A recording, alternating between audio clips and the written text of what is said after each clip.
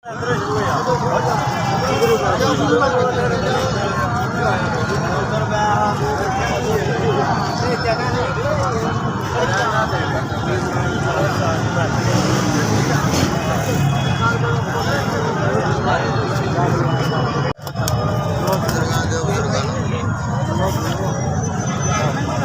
वाले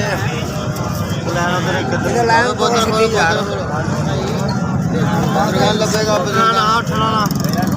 लगेगा बैठ जा अरे